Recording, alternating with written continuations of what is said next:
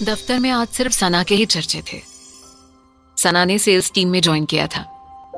लड़कों में उसकी खूबसूरती और लड़कियों में एटीट्यूड के चर्चे थे।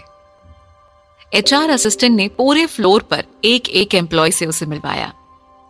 संभवतः यह पहला ऐसा मौका था जब दफ्तर में हर कोई हाथ मिलाकर नए एम्प्लॉय का स्वागत करना चाह रहा था। वैसे इसमें गलत भी क्या है, ये तो कॉर्पोरेट कल्चर है। लेकिन उसकी बला की खूबसूरती, एक बार तो उसे छू कर देख लेने की हसरत पूरी करा ही रही थी। लंच ब्रेक में नई तरह की चर्चा ऑफिस में शुरू हो गई। ऑफिस की कैंटीन से दिखने वाली बाहर की चाय की थड़ी पर सना सिगरेट पी रही थी। अब चर्चा उसके सौंदर्य की कम, उसके बोल्ड होने की ज्यादा होने लगी। कहीं जज करने सरीखे व्यंग, कहीं बाय गॉड की कसम तेरी भाभी मिल गई जैसे मजाक। सना कैंटीन के रास्ते फिर से ऊपर फ्लोर पर लौट ही रही थी कि पंचिंग गेट पर रौनक अपना कंधा उसे छूते हुए निकला। ओह सॉरी बोलकर रौनक आगे बढ़ गया। सना को ये सॉरी आर्टिफिशियल सा लगा।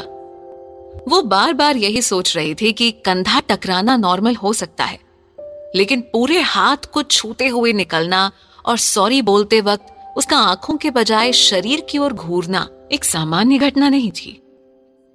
कुछ मिनट तक इस पर सोचने के बाद वो इस घटना को इग्नोर करते हुए फिर से एचआर विंग में जाकर बैठ गई। वहां पहुंचते ही रूमा ने उसे कहा, छू गया तुम्हें भी वो हरामी। सॉरी, क्या कहा आपने?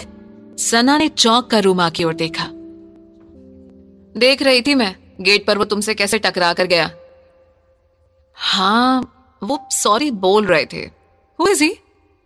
सना ने रूमा की बात का जवाब दिया। रूमा बोली, वो रौनक है, बास्टर्ड साला। बस मौका चाहिए उसे टकराने का। 3 साल में कभी एक बार भी उसकी आंखें शरीर की ताक झांक से हटती नहीं देखी मैंने। इस पूरे फ्लोर पर कोई ऐसी लड़की नहीं जिससे वो एक्सीडेंटली टकराता नहीं। बॉस का खास चमचा है। सब्जी पहुंचाने से लेकर बच्चों को ट्यूशन पहुंचाने तक का सारा जिम्मा इसी का है। इसीलिए इसे कुछ बोल नहीं सकते, बस सहना पड़ता है। सना की ज्वाइनिंग और उस टक्कर को आज 2 साल बीत चुके थे। सना 3 दिन पहले रिजाइन भी कर चुकी है।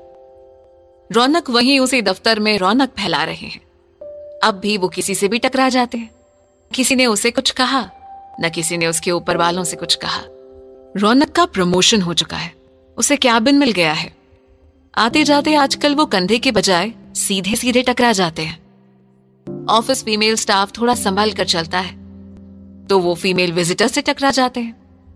पर हाँ, शराफत बरकरार है। सॉरी जरूर बोलते हैं,